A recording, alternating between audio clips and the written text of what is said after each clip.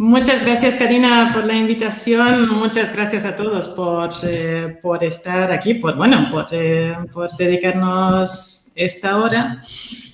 Y me presento brevemente. Yo soy Cristina y trabajo en Conecta Software.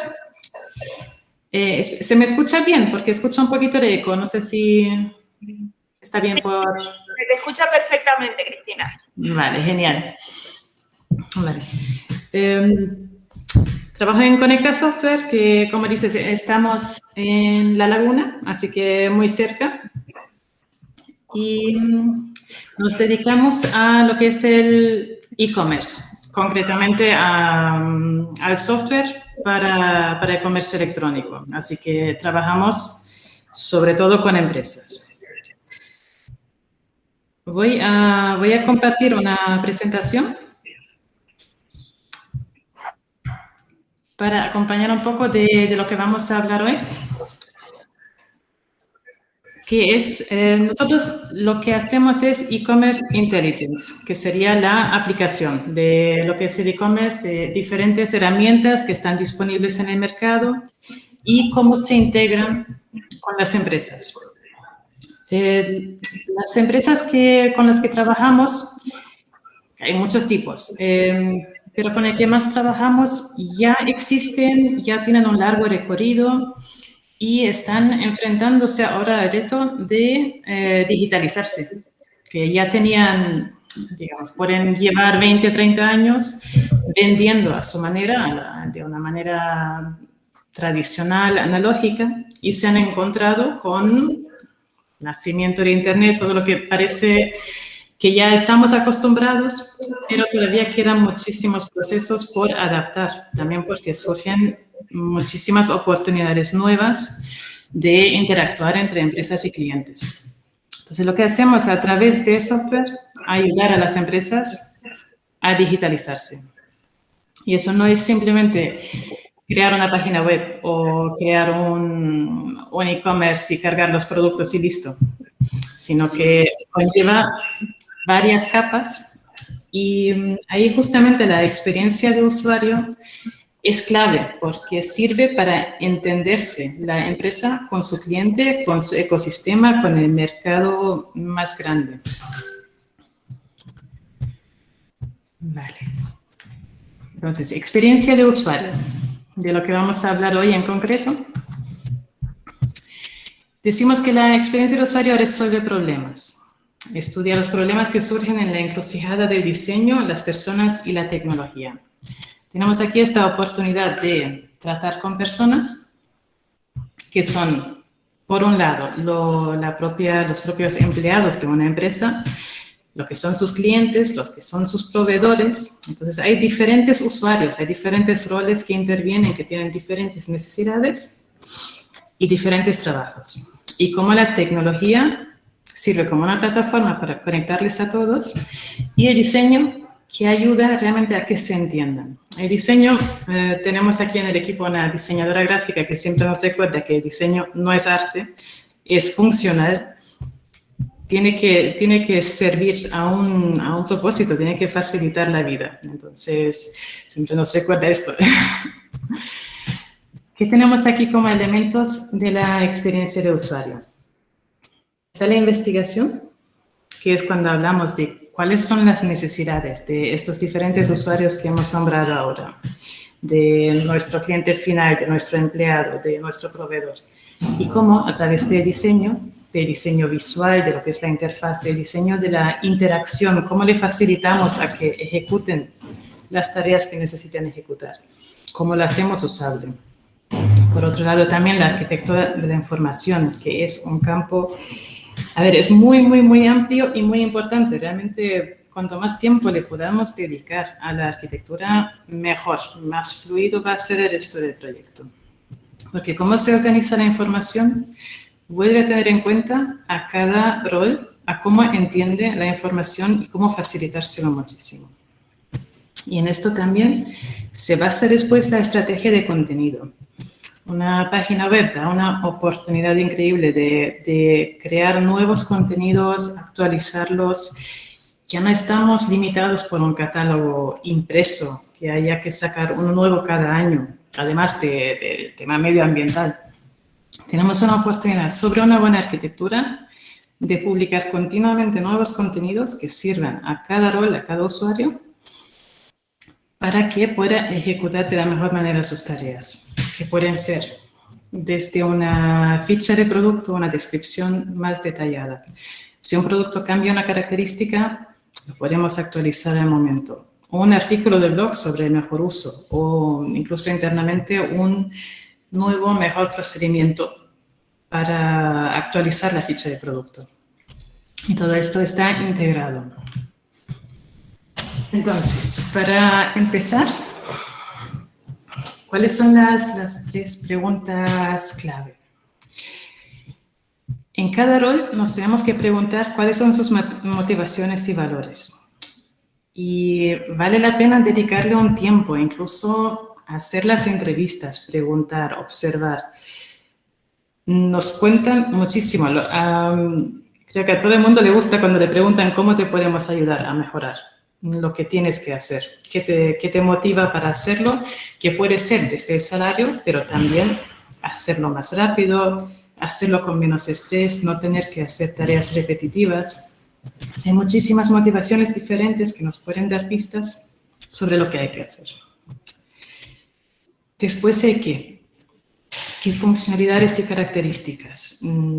Porque esto puede cambiar completamente de un sector, de un tipo de negocio, de a qué tipo de cliente atiende.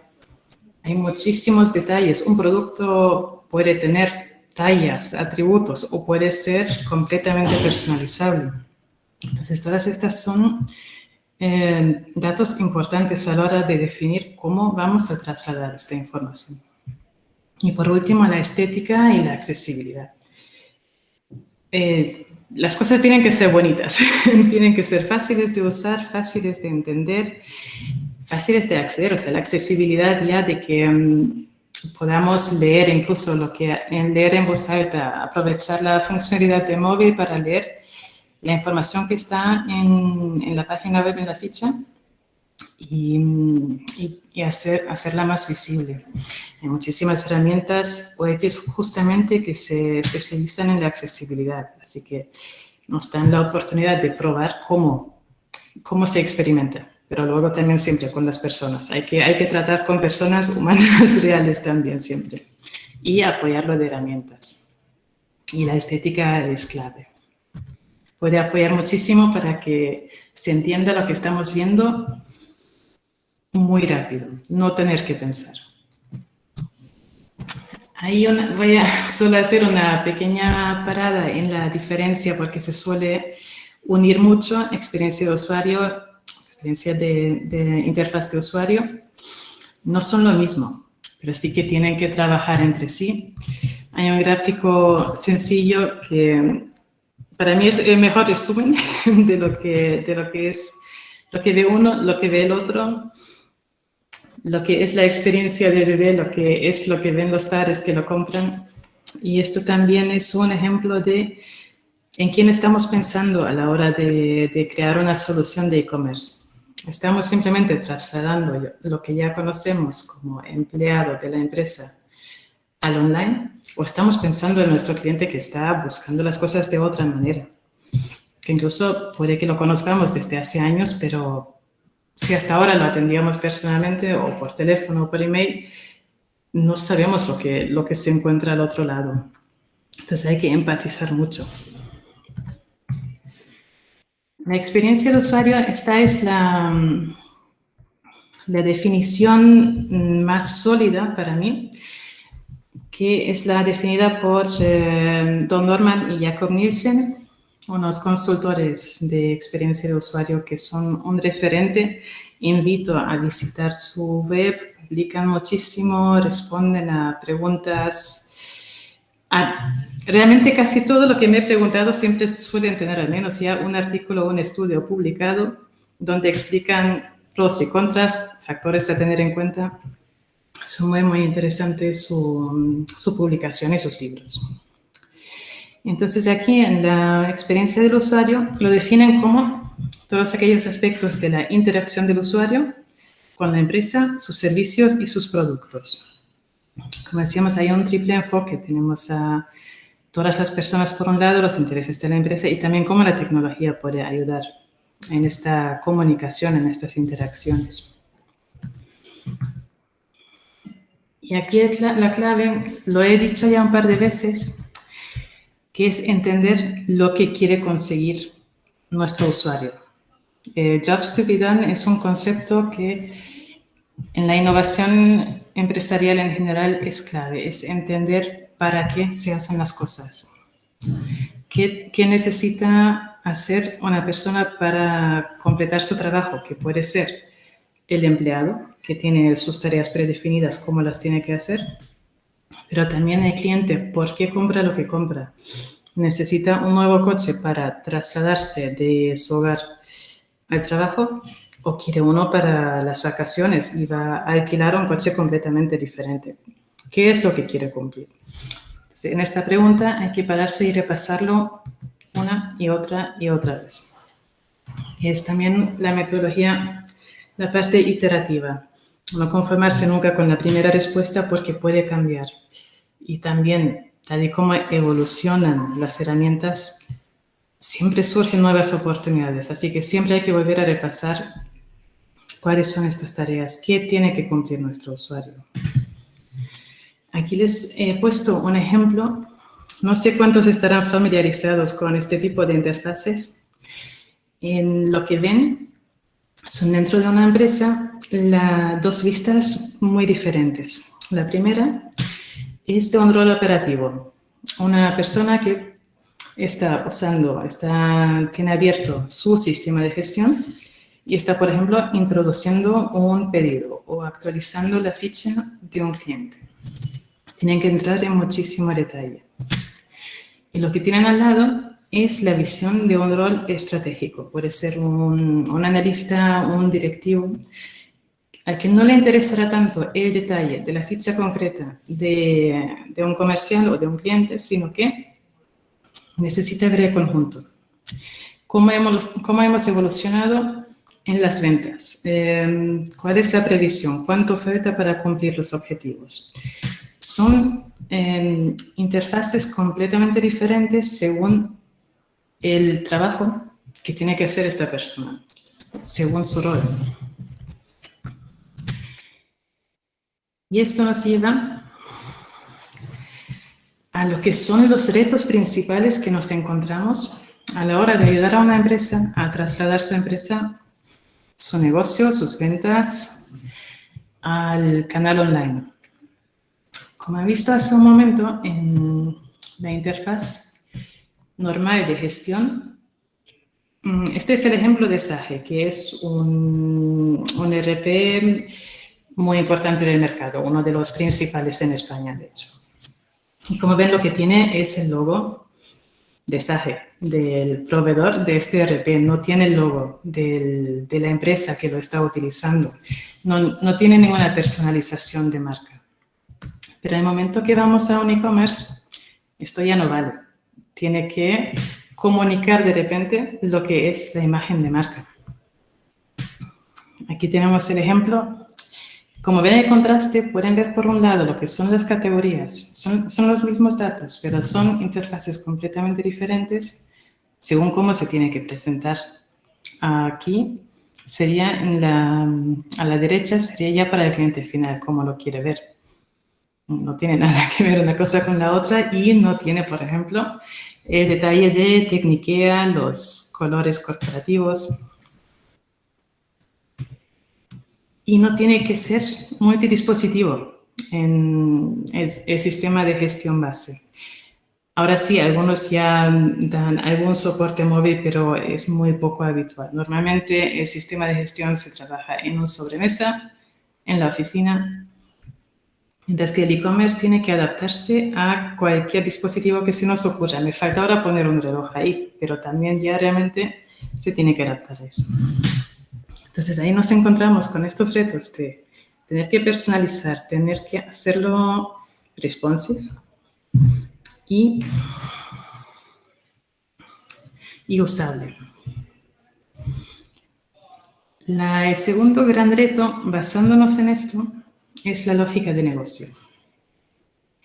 Ya IKEA nos ha enseñado bien a ser autosuficientes a la hora de montar nuestros muebles. Ya hemos aprendido que es divertido comprar, no solo comprar un mueble, sino llevarte la caja a casa y montarlo tú mismo. Y el e-commerce es lo mismo. Si antes esperábamos a que nos atendieran, sobre todo en la compra profesional, que nos atendiera un comercial con una propuesta, ahora ya realmente sabemos hacer nuestras compras solos, en casa, a cualquier hora, desde el móvil, pero esto realmente ha llevado a un aprendizaje. Y esto hay que tenerlo en cuenta porque cambia. Estamos pidiéndole ahora a los clientes finales que ellos mismos hagan la compra por su cuenta, que no haya ningún asistente, nadie atendiendo, nadie contestando preguntas, guiándoles, no, por su cuenta, tienen que encontrar cada cosa. Saber dónde están las camisetas en una web, cuánto cuestan, qué tallas están disponibles, qué colores, cómo me va a llegar el envío. Hay muchísimas preguntas realmente que con una buena experiencia de usuario ni nos damos cuenta de todo lo que se ha tenido que plantear previamente para trasladarlo y poder automatizarlo. Y esto incluye entonces dentro de la experiencia del usuario, la experiencia del cliente, que se llama CX. Y esto es, en concreto, las interacciones del cliente con la empresa, el cliente final, porque en la experiencia del usuario también podemos tener en cuenta, como decía antes, los empleados, por ejemplo, que se pueden considerar clientes internos, pero están familiarizados con cómo funciona la lógica de una empresa, mientras que un cliente externo no lo está. Entonces, ahí hay que tener especial cuidado en trasladar y facilitarle muchísimo la experiencia.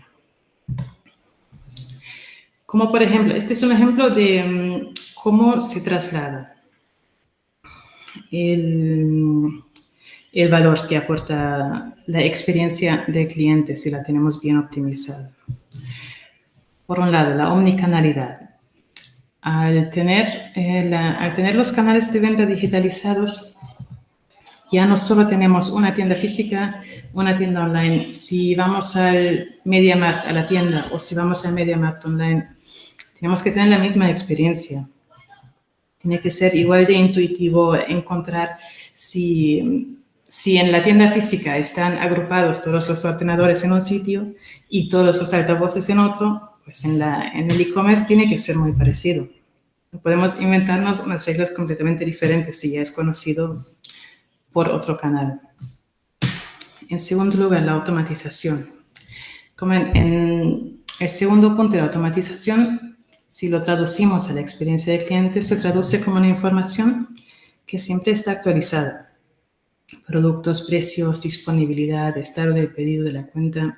Todos estos son datos que están en el sistema de gestión y se tienen que trasladar al momento. Si vendo la última unidad de un altavoz en la tienda física de MediaMarkt, no puede seguir estando disponible en el online, en el e-commerce. Y al revés, igual, tiene que estar siempre con la información más actualizada. Esa es la clave y también la magia de la automatización. Y por último, lo que llamamos ultrasegmentación, también se llama hiperpersonalización. Ahí podemos ofrecer una experiencia personalizada porque tenemos información de un comprador, de sus preferencias, de sus últimas compras, tanto en el online como en el offline. O sea, sabemos si ha comprado algo en la tienda física o si lo ha comprado online y lo quiere devolver en la tienda física. Hay varios casos así que se pueden dar. Y a toda esta información lo que nos aporta es un perfil al que le podemos mandar más información más personalizada. Si ha comprado un altavoz y sale un nuevo accesorio para mejorarlo, se le puede comunicar, se le puede enviar un email informándole de esta novedad. Este tipo de ejemplos también Hay módulos, por ejemplo, de un cupón de descuento por el cumpleaños del comprador, porque son datos que tenemos, pues se pueden aprovechar, siempre con su consentimiento previo, claro. Y lo que son la diferencia entre los datos internos y públicos, que hemos hablado hace un momento de lo que es la diferencia entre un usuario interno que sabe cómo encontrar, sabe qué productos tiene, cómo se venden, cómo los trasladamos al público. Por ejemplo, con filtrados, que sea categorías fáciles de entender, nombres de categorías fáciles de entender, que no utilicen la jerga interna o profesional, sino una que sea más fácil de entender para el cliente final. Y esta parte que es arquitectura de la información, incluso traducción de la arquitectura de la información, es una parte clave para que un proyecto de e-commerce se entienda bien por todas las partes. Así que esto requiere energía, requiere investigación, requiere pruebas. También luego afectará al SEO, a utilizar las palabras clave correctas, las que mejor volumen de búsqueda tengan, las que mejor asociadas están a la intención de búsqueda. Todo esto va a beneficiar muchísimo al proyecto. ¿Cómo se traduce esto? En esta arquitectura tenemos 3 capas. Tenemos, por un lado, un origen de datos. Suele ser un sistema de gestión como el que he puesto como ejemplo de Sage, diferentes tipos de bases de datos. Ahí está cargado toda la información del catálogo de productos, de los clientes, de los precios, de la disponibilidad de estos productos. Esto se traduce en una segunda capa con la lógica de negocio, de qué aplico a cada cosa. Y los negocios son muy creativos en esto, porque así es también como se mantienen competitivos, de ofrecer diferentes tipos de descuentos, diferentes ofertas, grupos de clientes que tengan un precio u otro, incluso de permisos, porque podemos tener una tienda de productos para mascotas, pero también veterinarios. No todo el mundo tendrá permiso para comprar los mismos productos. Si cuenta con la certificación correcta de ser un profesional veterinario, tendrá acceso a más productos, por ejemplo. Así que aquí es donde se aplica toda la lógica de negocio, que en la última capa de interfaz, aquí he puesto ejemplos de plataformas e-commerce, de las que más se utilizan, PrestaShop, WooCommerce, Shopify, por ejemplo. Esto es lo que va a ver el usuario final, el cliente final. Y esto es lo que hay que trasladar en estas 3 capas. Entender lo que tenemos en el origen, entender lo que se va a aplicar y luego cómo mostrarlo. Por ejemplo, aquí tenemos el caso de comprador profesional. Tenemos un producto que no se puede vender al público, pero no por eso vamos a no publicarlo en un e-commerce, sino que el usuario se tendrá que registrar, tendrá que demostrar que tiene el permiso correcto para poder comprarlo y entonces ya podrá hacer su compra online de forma normal. Esto lleva un control previo suelen enviar, por ejemplo, su documentación, su carnet, en este caso, para un producto fitosanitario, me parece. Y esta información está disponible en la misma ficha de producto, que aprovechamos para darle visibilidad a la marca, a que esta empresa tiene este producto disponible o no está disponible en este momento, pero que se puede comprar siguiendo unos pasos concretos que pues, se detallan a continuación. Y en este caso, esto por ejemplo sí que es un producto que cualquiera puede comprar, así que pone directamente añadir a la cesta, hay un importe, calcula costes de envío también porque estos van por peso y tiene un indicador verde que los clientes de este e-commerce, por ejemplo, ya entienden que significa que hay disponibilidad de stock. Cuando queremos informar de algo, por ejemplo, de quedan muchas unidades, quedan pocas o no queda ninguna, tenemos la opción de poner números, de poner un texto, o en este caso poner un indicador de semáforo que le dice a estos clientes que esto está en verde, así que hay disponibilidad. Si queremos lanzar una oferta, por ejemplo, de última hora, lo reduciríamos para que se muestre que quedan pocas, para crear un poco de urgencia y motivar así a la compra. Aquí también tiene más indicadores en la propia imagen. Indica que es un producto nuevo que acaba de entrar y que está en oferta además. Así tenemos varias opciones de comunicar de forma muy visual lo que está pasando aquí.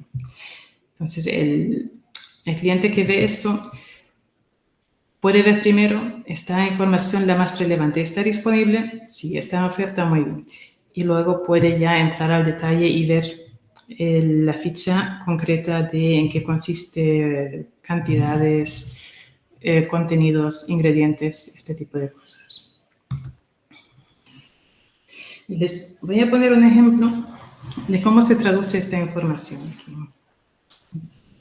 Tienen un ejemplo de lo que es la interfaz del usuario interno. La persona en la empresa que está gestionando un catálogo de productos. Esta sería la primera vista. Esto es lo que el profesional internamente puede ver. Esto obviamente a un cliente final no va a entender ni le va a interesar la mitad de la información de aquí. La empresa sí lo necesita, pero el cliente final no. Entonces, ¿qué hacemos? Hacemos transformaciones. Transformamos lo que son estos datos en algo que se pueda publicar online y que se entienda de otra manera. En este caso, el resultado final es el siguiente, que hay una diferencia importante. Tenemos una descripción, tenemos una imagen, está incluso invitando a una ficha enriquecida, lo que es el vídeo, por ejemplo, cómo mejorar la montura. Y así es como se puede traducir. Y por eso decía que es tan importante entender primero la arquitectura de la información, qué información tengo por un lado, qué necesita cada uno y cómo lo puedo traducir. Y así es como se hacen transformaciones para llegar a una interfaz que varios tipos de usuarios puedan entender. En nuestro caso, utilizamos un conector. Este es un desarrollo propio de Conecta Software, que es un conector de tipo ETL. Extrae, transforma y carga datos. Viene de Extract, Transform and Load, que viene del inglés para ETL. Y lo que hace en nuestro caso es que puede coger datos de diferentes fuentes, como son los ERPs, los sistemas de gestión que he puesto como ejemplo, de diferentes bases de datos, de ficheros, Big Data, Internet de las Cosas, si utilizamos beacons, por ejemplo, o cámaras, y también herramientas de análisis de datos. Y así la información se puede cruzar, mejorar, enriquecer, optimizar para atender las necesidades de cada usuario. Este es un pequeño ejemplo de la interfaz. No es una herramienta para el usuario final, no es una aplicación, sino realmente es una herramienta de máquina a máquina. O sea, es para que dos máquinas se entiendan entre sí, un sistema de gestión y un e-commerce, pero no requiere mucha intervención humana. O sea, no es una herramienta, digamos, divertida, no es de juego, sino que sirve una función de traductor, de transformador, de conector entre varios sistemas. Y una vez que sumemos que tengamos resuelto los dos primeros problemas, nos queda el tercero. En e-commerce tenemos un reto, a diferencia de lo que es un sistema de gestión tradicional de empresa, y es que además tenemos que saber comunicarnos con motores de búsqueda. Y eso en España significa básicamente con Google. Hay que hacer optimización para Google, o sea, SEO, para que los usuarios puedan encontrar lo que hay en la web. La primera ley del e-commerce, volviendo a Nielsen Norman, que les decía antes, es una consultora muy, muy buena de UX. Si el cliente no puede encontrar el producto, no lo comprará. Esto se aplica tanto a que lo encuentre en Google como después dentro del e-commerce que lo pueda encontrar. Hay muchísimas herramientas para SEO, muchísimas técnicas. No voy a entrar en ese detalle ahora porque es un campo muy grande, pero de cara al usuario, que tenga mucho contenido útil. Ya hablamos antes de las categorías, de las marcas, y hay muchísima información que se puede aportar a los productos que sirvan al usuario y que sirvan al motor de búsqueda. Y lo que es la ficha de producto, la descripción, fichas técnicas descargables, imágenes, vídeos, productos relacionados, accesorios relacionados. Por ejemplo, si compro una cafetera, la Dolce Gusto, por ejemplo, o la Nespresso, que las cápsulas, las cajas de cápsulas estén cerca, que sea fácil comprar los dos juntos en un pack, por ejemplo. Entonces hay que relacionar también entre sí y esto se puede hacer también a través de la ficha de producto. Y no es algo que haya que hacer manualmente, por suerte, dependiendo de la marca, pero hay herramientas online, catálogos abiertos como iSCAD, por ejemplo, que ya tienen fichas de producto completos, como decía, si buscamos la marca Molinex, por ejemplo, nos dará la información de este producto, las imágenes, la ficha técnica descargable en un PDF y los repuestos también, para que una vez que ya lleves a lo mejor un año con la máquina, se puede mandar un recordatorio ya con los accesorios, con los repuestos. Y todo esto se puede enchufar y así automatizar también una parte más de este proceso de enriquecimiento de datos. Viene muy bien aquí entender bien el sector para el que vamos a buscar una solución. iSCAD, por ejemplo, viene muy bien para todo tipo de productos electrodomésticos, este tipo de cosas. Hay otros sectoriales como TechDoc que se dedican a los coches y los repuestos para coches. Por ejemplo, para un modelo concreto nos dará todas las referencias de repuestos disponibles para ese modelo. Hay muchísima información online que se puede enchufar y así enriquecer la experiencia. En general, voy a pasar un poco a las diferentes herramientas que utilizamos para UX. Lo primero, no intentar hacer cosas desde cero, porque suele haber ya, hay tanto trabajo ya adelantado por diseñadores expertos en UX que ya han explorado un sector, que ya han propuesto diseños, buenas prácticas. Entonces, recomiendo muchísimo utilizar plantillas profesionales que ya existan y optimizar sobre ellas. Pero la página en blanco, empezar desde cero, tiene el problema de que a veces intentamos inventar cosas que ya existen y este tiempo se pierde y se tiene que facturar igualmente al cliente. Así que tener el conocimiento previo y trabajar sobre él y optimizar sobre él es lo que realmente puede enriquecer y dar un buen resultado. Ahora sí que he puesto como principio una libreta, porque a veces los primeros conceptos que tenemos que tener en cuenta a la hora de investigar, conocer a nuestro cliente, conocer el sector, hay que coger datos y después ya ver en dónde encajan mejor. En qué tipo de plantilla le viene mejor. ¿Le viene mejor algo muy minimalista? ¿Algo que tenga que acoger más de 20 categorías? Hay muchísimas preguntas que no tenemos al principio respuestas y que tenemos que trabajar sobre ellas. Entonces sí que tengo una libreta al inicio, pero no para después desarrollar todo en ella, sino para ir cogiendo ideas, ir esbozando y luego ver qué plantillas profesionales hay en el dato, por ejemplo, Figma es una herramienta muy, muy, muy buena porque cuenta con muchísimas plantillas que dan ideas, soluciones sobre cómo mostrar bien lo que queramos mostrar. Adobe, por supuesto, toda la solución es como la base realmente para desde la edición de imágenes a diseñar prototipos, a vídeo, realmente lo tienen todo muy, muy completo ahí.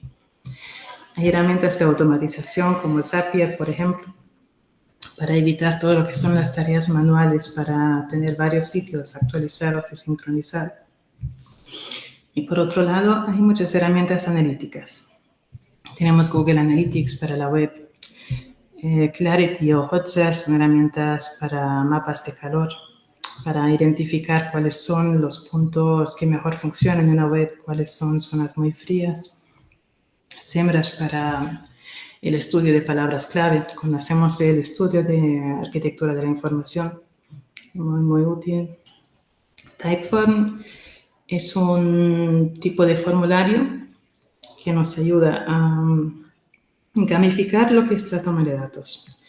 Facilita muchísimo a nuestro cliente y a su cliente a su vez, si tiene que rellenar un formulario, que lo haga de forma muy gamificada, que sea casi divertido, que sea muy visual, que sea muy fácil. Y luego hay herramientas como Elasticsearch, que ayudan con la búsqueda, potencia muchísimo los buscadores internos. Lo que decíamos de la encontrabilidad, cómo facilitar al máximo que ninguna parte de la web que queramos mostrar se quede oculta. Entonces, este tipo de herramientas, buscadores internos, pueden potenciar muchísimo en e-commerce para mostrarle a un cliente que busca un producto, los que más se acerquen a lo que está buscando, incluso relacionados, alternativas. Si un producto que busca está agotado, pues que le muestre una alternativa. Hay muchísimas herramientas. Una vez que tengan la base, hay como unas 8.000 más, así que hay un largo recorrido y está creciendo continuamente este mercado. Y he añadido unos libros recomendados. Por ahora hay también muchísimos, muy buenos. No he podido poner todos, pero empezaría por aquí. Los elementos de la experiencia de usuario, de Jesse James Garrett, es un básico junto a la psicología de los objetos cotidianos de Don Norman. Steve Krug, no me hagas pensar, ya el título lo dice todo, está muy, muy, muy, muy bien. LeanUX es como, sobre todo la metodología de cómo hacerlo de manera iterativa, de utilizar metodologías ágiles a la hora de implementar la UX. Y la arquitectura de la información del oso polar es otro clásico. Y Abby Covert también se dedica a la arquitectura de la información de una forma un poco más estilo cómico, un poco más light. Es una introducción que acompaña bien a la del oso polar, pero es más visual y mucho más corta. Y también he añadido una de Sarah Wachter-Böttcher, para pronunciarlo bien, que se refiere a la parte más de los sesgos, de la ética, a la hora de hacer UX, experiencia de usuario. Tenemos que tener claro que todos tenemos sesgos. Nadie es inmune a eso en ningún caso y que hay que estar pendientes. No podemos dar cosas por hecho. Hay que ser curiosos, con la mente abierta, escuchar, observar e intentarlo hacerlo de la mejor manera posible. Pero sí es tener muy, muy presente que no tenemos respuestas por adelantado y que podemos tener una visión completamente diferente a nuestro cliente y no entendernos. Entonces lo he incluido por esta parte. Y ya está. Les dejo mis datos de contacto para cualquier pregunta que tengan. Espera, de nuevo el aplauso que lo tenía el micrófono acá.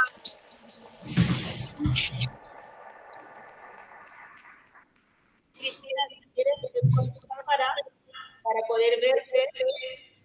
¿Vale? Y así te comenzamos con preguntas. Sí, espero que no haya sido muy largo. Bueno, ¿alguna pregunta?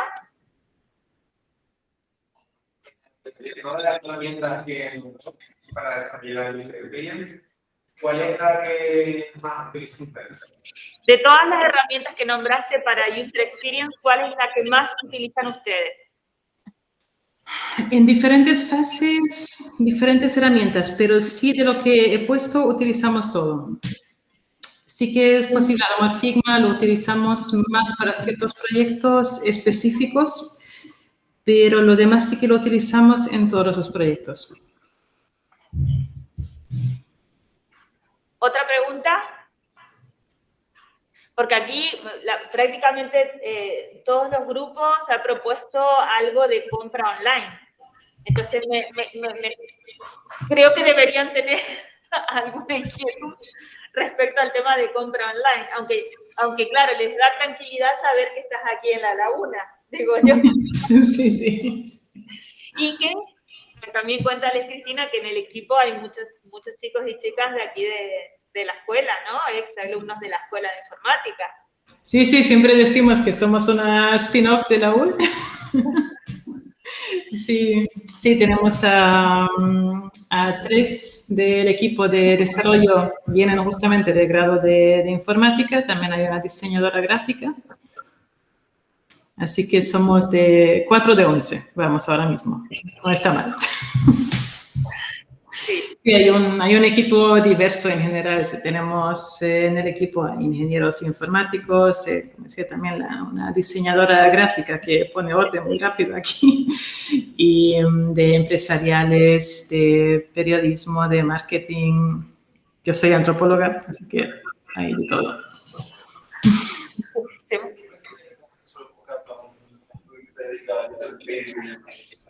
¿Qué perfiles de? ¿Qué perfil se busca más? ¿Qué perfil se busca más cuando se habla de User Experience? ¿Qué perfil de...? Bueno, ya lo estaba un poco contando, la multidisciplinaridad, pero ¿qué perfil se busca más? Bueno. Ahí yo creo que hay 2 perfiles que también realmente van evolucionando. El diseño nos interesa mucho, que tengan una buena base de diseño. Y por otro lado, lo que es el desarrollo, programación. Y hay quien se especializa más en una rama y profundiza muchísimo, y hay otras que cogen un poco de cada área y así consiguen una visión un poco más amplia. Y necesitamos las dos, realmente. Necesitamos a personas que puedan traducir y comunicar entre los campos, y otros que sean muy, muy, muy buenos en algo muy específico. Y son los 2 perfiles realmente los que buscamos. ¿Alguna otra pregunta? Respecto, a mí sí me gustaría hacer una pregunta porque has hecho mucho énfasis en lo que es la arquitectura de la información, y ellos han estado trabajando justamente con algunas técnicas, con card sorting, tree testing, intentando ver esta categorización de la información, y muchos de ellos no entendían muy bien de qué se hablaba, ¿no? Cuando hablábamos de categorías, de etiquetas, de vocabularios. Entonces, si podías un poquito ahondar más y por qué es tan importante pensar bien esa arquitectura de la información. Realmente es como el esqueleto, es la base sobre la que luego vamos colgando toda la información. El resto ya es adorno, no digo que no sea necesario, pero si tenemos una base sólida, una web se puede entender también como un árbol. Así que muchas veces vemos la estructura de una web como un organigrama tradicional de una empresa muy jerarquizado, pero los usuarios no se comportan tan bien, no entran por la puerta principal y luego van siguiendo el camino que les hemos marcado, sino que tienen sus propias ideas y Google encima les ayuda a encontrar cualquier página interior. Entonces, tener muy claro dónde está todo, una estructura plana, bastante plana, pero tampoco demasiado como para no perderse. Es muy importante porque tenemos que verlo desde diferentes ángulos. Entonces, una estructura bien definida de la arquitectura, o sea, una arquitectura bien definida nos puede ayudar a entrar desde cualquier punto a una web, a movernos por ella. Y ayuda también a, yo ahí seguramente me repito mucho, pero de comunicar los diferentes sistemas. Hay que entender que una web no es un tema aislado, sino que forma parte de un ecosistema más grande. Entonces, todo tiene que estar bien integrado y comunicado, y para eso también es importante que se utilicen las mismas palabras, las mismas categorías, o al menos que haya un buen traductor entre ellas. Puede ser, por ejemplo, en el caso de una empresa que vende a clientes profesionales que están familiarizados con los términos profesionales, con las referencias. Esta misma empresa, si su cliente luego quiere vender a un cliente final que no tiene ninguna idea de cómo se llama esa categoría en el área profesional, lo tiene que traducir a algo, lo tiene que incluso que agrupar. Hemos tenido el caso, por ejemplo, de un mayorista de papelería que tiene sus categorías, tiene muchísimas categorías de sobres, de bolsas. ¿Quién diría que hay tantas categorías en sobres y bolsas? Y su cliente final, el que somos nosotros, digamos, no lo sabe. Y se confundiría muchísimo si se tiene que buscar la vida entre 20 categorías de sobres. Entonces hay que traducir esta información de una manera que lo puedan entender sin que tampoco se pierda nada. Espero que eso ayude un poquito. No, genial. ¿Alguna pregunta que les haya surgido? Porque yo me gustaría que también les comentara un poquito sobre, a ver, has hablado de las distintas fases, ¿no? Has hablado del user research, por un lado, luego el prototipado, el diseño, por otro lado, la investigación por un lado, luego prototipar tu idea, pero también has comentado unas herramientas para evaluar todo eso y realmente eso funciona. Cuéntanos un poquito qué métricas usan, qué herramientas utilizan utilizan ustedes para evaluar las soluciones creadas, si son realmente efectivas o no. Vale, si quieres vuelvo a poner un momento la presentación para que veamos las herramientas. Empezamos por esta de aquí. Pero ya les digo que aquí hay islas que son solo de analítica. O sea, hay muchísimas herramientas.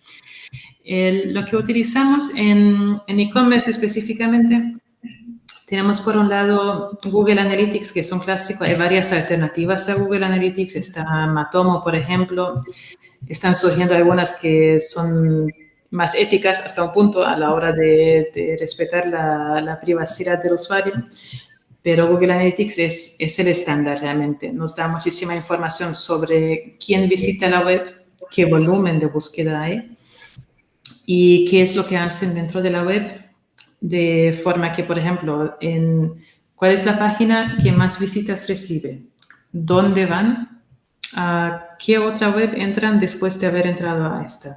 ¿Cuáles son las páginas que crean una mayor tasa de abandono? Entonces, esto nos da una pista, por ejemplo, de investigar más a fondo qué pasa en esta página para que tanta gente abandone en este punto. Y también nos da información sobre, por ejemplo, si se utilizan diferentes tipos de campañas. La web tiene mucha visibilidad en las redes sociales, en campañas publicitarias, consigue posicionarse de forma orgánica, o sea, a través de SEO. Desde Google Analytics, no he puesto el logo de la Search Console, realmente forma todo parte de la plataforma de marketing de Google. La Search Console es el complemento que también nos da muchísima información para la UX sobre cómo se muestran los resultados en la web cuando alguien busca una palabra clave que queramos posicionar. ¿Cómo se muestra? ¿En qué posición se muestra? ¿Cuántas personas han decidido entrar en esta web? ¿Cuántas han abandonado después? Esto nos da, por ejemplo, en el caso de la arquitectura, información sobre si una palabra clave que pensábamos que era valiosa, que era buena para este negocio, y luego resulta que aunque recibe visitas, abandonan, nos puede dar una indicación de quien haya entrado en la web no encontró lo que estaba buscando. A lo mejor no es esta la palabra que hay que utilizar o hay que optimizar la página. O sea, ahí ya tenemos un árbol de decisiones de qué es lo que está pasando, cómo hay que interpretar este dato. Debajo, bueno, justo al lado, otra herramienta es la de A/B testing, que es crear versiones, hacer pequeños cambios y ver cuál de las dos páginas tiene mejor rendimiento. Sinceramente, esto está bien cuando la página ya tiene muchísimo volumen. Mientras que tengamos 20 o 30 visitas, no me preocuparía tanto por optimizaciones pequeñas, sino primero conseguir muchas visitas y ya luego probar sobre ellas. O sea, el tamaño de la muestra es clave. Debajo lo que son Clarity y Hotjar son mapas de calor, que nos dan la información sobre, por ejemplo, cuáles son los botones o las llamadas a la acción que más funcionan. O hasta dónde llega alguien en una página. Una página, por ejemplo, queda muy larga, nadie llega al final, es muy corta. ¿Dónde están a lo mejor intentando hacer clic sobre algo que no es un botón? El angry click se llama eso, está muy bien, porque se suele ver como una zona roja de aquí la gente está frustrada con algo. Vamos a resolverlo. Estas serían las principales herramientas analíticas que usamos en la web. Y luego hay una parte que hay estas SEMrush, hay otras como SERanking, Ahrefs, Majestic, que ya también tienen un componente de marketing, que entran ya en más detalle de cómo de bien posicionamos una palabra clave, cuánto volumen de búsqueda tiene, qué valor tiene en el mercado y qué sentido tiene para, si nuestro competidor la está posicionando y le funciona bien, pues también nos puede interesar tenerla. Estas serían algunas aplicaciones así concretas. Y luego es hacer un seguimiento constante. Pues muchísimas gracias, Cristina. Me gustaría volver a verte. Sí. A ver si un día lo hacemos ya presencial. El año que viene, a lo mejor. Sí, la verdad es que sí, ya da ganas, del 2020 volver a la presencialidad. No, lo digo así, dejas de presentar y te vemos la cara. Sí. Y nada, te damos un aplauso otra vez y muchísimas gracias por estar con nosotros. Muchas gracias por la invitación y por vuestro tiempo. No, por tu tiempo. Esperamos que de aquí salgan más alumnos y alumnas que puedan colaborar y trabajar y a ver si están interesados en este tema de e-commerce y UX. Pues nada, saludos. No puedo mover la cámara, si no luego te mando fotos, ¿vale? Vale. Bueno, hasta luego.